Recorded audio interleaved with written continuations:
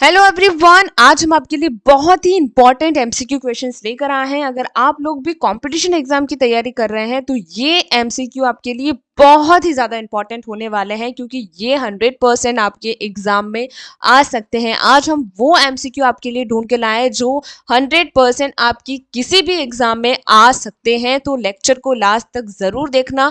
साथ ही में जितने भी एमसीक्यू यहाँ पर आपको बताए जाएंगे उन्हें रट लीजिएगा, क्योंकि ये आएंगे ही आएंगे। एक्सपेक्टेड क्वेश्चन आज हम आपके लिए लेकर आए हैं। शुरू तो कर दे, लेकिन आप एक चीज हमेशा भूल जाते हैं, लेक्चर को देखते हैं और चैनल को सपोर्ट नहीं करते हैं, ना ही वीडियो को लाइक करते हैं और ऐसे ही देखकर चले जाते हैं। तो आपसे रिक्वेस्ट है, अगर वीडियो आपकी प्रिपरेशन में थोड़ा बहुत भी हेल्प करता है तो वीडियो को लाइक कर देना। साथ ही में अपने उन फ्रेंड्स के साथ शेयर करना जो ऑलरेडी प्रिपेयर कर रहे हैं। साथ ही में अगर लेक्चर आपको बहुत अच्छा लगता है तो प्लीज सब्सक्राइब करते हुए जाना, ताकि चैनल को सपोर्ट हो सके। तो यहाँ पर फर्स्ट क्वेश्चन ये है कि भारत के संविधान को कब अपनाया गया था। भारत के संविधान को कब अपनाया गया था, ये जो क्वेश्चन है वो काफी बार पूछा गया है। ऑप्शन ए है यहाँ पर 26 जनवरी 1949, ऑप्शन बी 19 नवंबर 1949, ऑप्शन सी 15 अगस्त 1947 या ऑप्शन डी है 26 जनवरी 1947। अगर आपको क्वेश्चंस के आंसर आते हैं, आप अगर पढ़ रहे हैं और अगर आपने इस टॉपिक को पढ़ा है, आपको आता है हो, तो साथ में आप बताते चलिएगा कि हाँ इसका ऑप्शन ये है, इसका ऑप्शन ये है।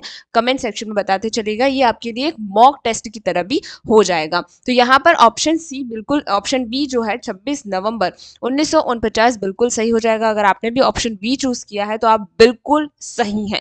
आगे बढ़ते हैं। भारतीय संविधान में संसद का वर्णन किस अनुच्छेद में किया है। देखिए, इस तरह के शब्द का वर्णन कौन से अनुच्छेद में किया है, ये भी काफी बार पूछा जाता है। ऑप्शन ए है अनुच्छेद 72, ऑप्शन बी है अनुच्छेद 85, ऑप्शन सी है अनुच्छेद 79 या ऑप्शन डी है अनुच्छेद 80। तो यहाँ पर ऑप्शन सी बिल्कुल सही हो जाएगा, यानी अनुच्छेद 79 यानी 79 अनुच्छेद बिल्कुल सही हो जाएगा। अगर आपने ऑप्शन सी चुना है तो बिल्कुल सही है, यानी जो संसद शब्द है वो अनुच्छेद 79 यानी आर्टिकल 79 में क्या किया गया है, उसका वर्णन दिया गया है। आगे बढ़ते हैं। प्लासी के युद्ध के समय बंगाल का नवाब कौन था। देखिए, प्लासी, बैटल ऑफ प्लासी हम सभी याद करते हैं कि इस तारीख को ये युद्ध हुआ था, लेकिन उस समय बंगाल का नवाब कौन था, ये प्रश्न काफी पूछा जाता है। ये घुमा फिरा के प्रश्न पूछा गया है, तो आपको याद होना चाहिए। ऑप्शन ए यहाँ पर है मीर जाफर, ऑप्शन बी है मीर कासिम, ऑप्शन सी है सिराजुद्दीन दौला या ऑप्शन डी है अलीवर्दी खान। तो यहाँ पर ऑप्शन सी सिराज उद्दीन दौला जो है बिल्कुल सही हो जाएगा। अगर आपने भी ऑप्शन सी चूज किया है तो आप बिल्कुल सही है, यानी जब बैटल ऑफ प्लासी हो रहा था उस समय बंगाल के नवाब कौन थे, सिराजुद्दीन दौला थे।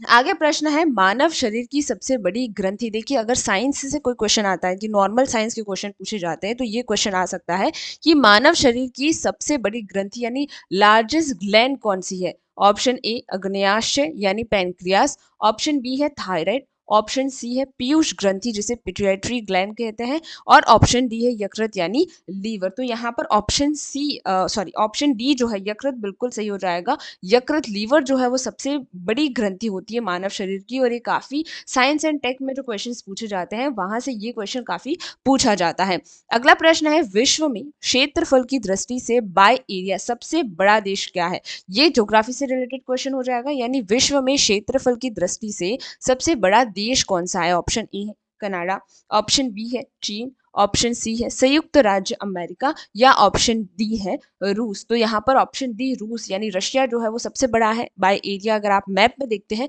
तब भी विश्व में क्षेत्रफल की दृष्टि से सबसे बड़ा देश कौन सा है, रूस है। तो ये इस तरह के क्षेत्रफल के हिसाब से कौन सा बड़ा है, या फिर आप अब हमें कमेंट सेक्शन में बताइएगा कि हमारे भारत में सबसे बड़ा क्षेत्रफल के हिसाब से कौन सा सबसे बड़ा राज्य है। तो आप कमेंट सेक्शन में जरूर बताना, क्योंकि हमें इंडिया का भी पता होना चाहिए कि सबसे बड़ा राज्य कौन सा है क्षेत्रफल के हिसाब से। आगे बढ़ते हैं। किस भारतीय राज्य की तट रेखा, तट रेखा का मतलब क्या होता है आपको पता है, कोस्ट लाइन है ना, इसको इंग्लिश में कोस्ट लाइन बोलते हैं, सबसे लंबी है। अगर हम यहाँ पर भारत का नक्शा देखें तो सबसे बड़ी तट रेखा किसकी होती है, कौन से राज्य की होती है, ये प्रश्न है। ऑप्शन ए है महाराष्ट्र, ऑप्शन बी है तमिलनाडु, ऑप्शन सी है गुजरात या ऑप्शन डी है आंध्र प्रदेश। साथ ही साथ में सब्सक्राइब जरूर करते रहना चैनल को और लाइक करना। यहाँ पर आपका ऑप्शन सी जो है गुजरात सही हो जाता है। जो गुजरात की यहाँ पर कोस्ट लाइन होती है हमारी, वो सबसे ज्यादा सबसे लंबी है, यानी अगर बाकी राज्यों की तुलना में सबसे लंबी गुजरात की है।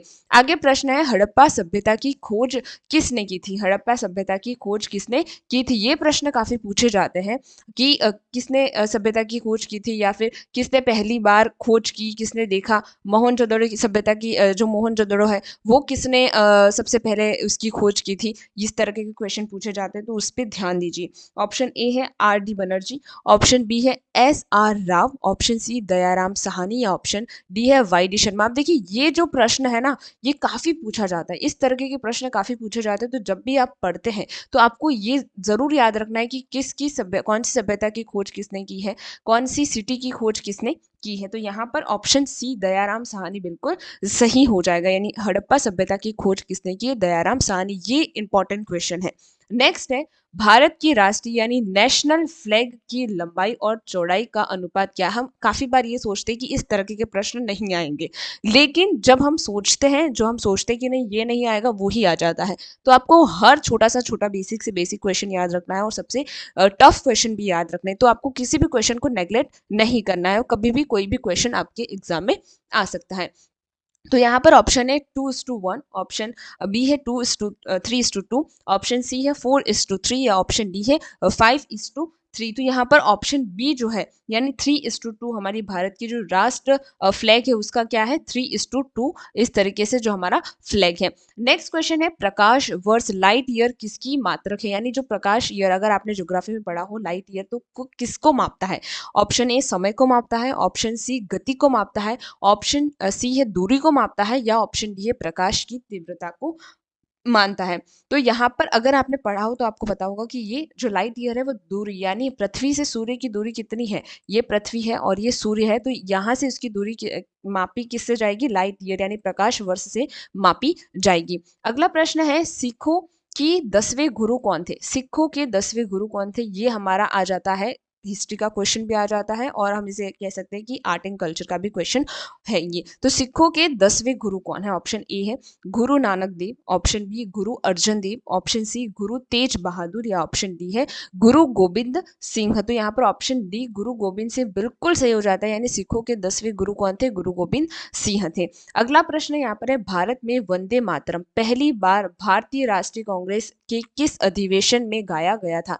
यानी जो वंदे मातरम, अब ये कौन सा हमारा गीत है या फिर हमारा राष्ट्रगान है, ये आप हमें बताइएगा कि वंदे मातरम क्या है। तो ये कब गाया गया था? तो ऑप्शन ए 1885 में बम्बई में, ऑप्शन बी 1890 कलकत्ता में, ऑप्शन सी 1896 कलकत्ता में, या ऑप्शन डी है 1905 बनारस में। तो यहाँ पर ऑप्शन सी जो है 1896 कलकत्ता में बिल्कुल सही हो जाता है, यानी भारत में जो वंदे मातरम पहली बार गाया था वो कहाँ पर गाया था?